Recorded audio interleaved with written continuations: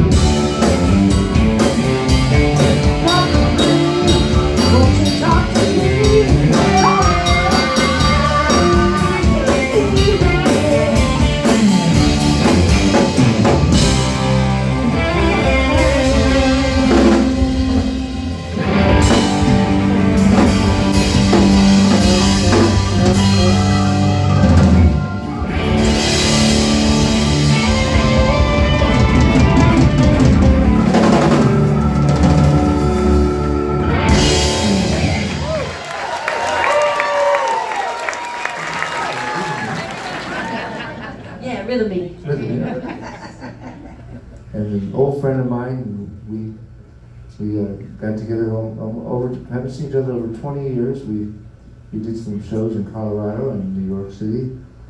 On drums, the fabulous Tony Mason, everybody.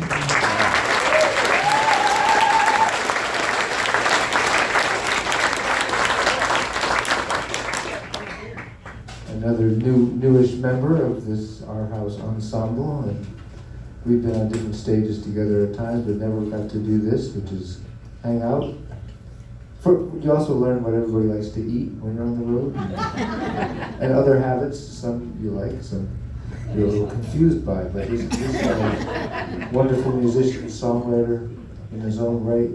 This is Ted Russell Camp on the bass. Yeah.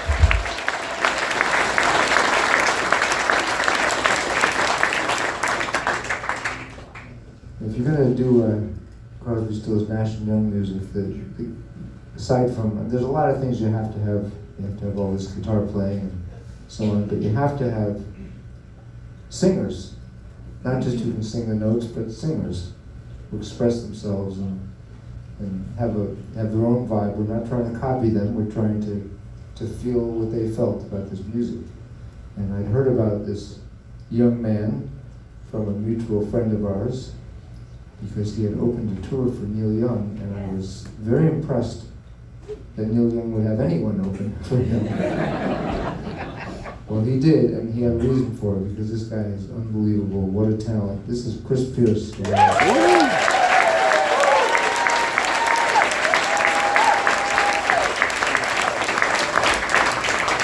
And in addition to being a great musician, he's a great navigator. So when I'm driving on the wrong side of the road, he tells me. And he also knows really great restaurants, so that's helpful. He knows the best pizza in New Haven, etc., etc. And he can talk you out of a ticket.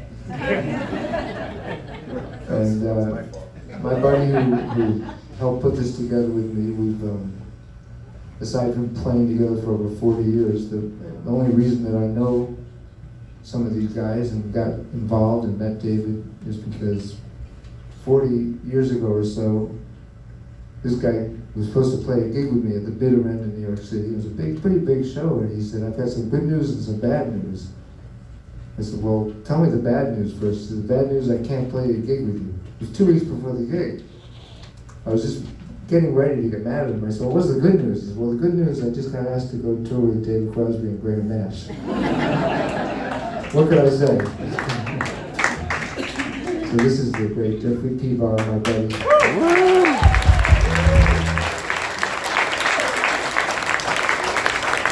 And you are? Steve and I have been dear friends for a long time, and many escapades and lovely opportunities to play all sorts of kind of music. And in fact, I remember playing on Bleecker Street, playing some Crosby, Stills, and Nash songs maybe 40 years ago. So it's beautiful that we get a chance to relive this iconic music through our friendship and through our mutual associations with members of the actual band. But one of the things I'm most impressed with Steve, besides his own songwriting and singing. And by the way, he has this band called the Immediate Family, if you haven't heard of them. And besides that, he has his own solo records, one that was just released about 2 weeks ago. But when David, who remained a dear friend of mine, there were times where he was doing different projects. We had a band called CPR for a period of time. And very proud of that. And in fact, this man's sporting a CPR t-shirt right there. With the one you love, love the one you wear, love the one you wear, love the one you wear, love the one you wear.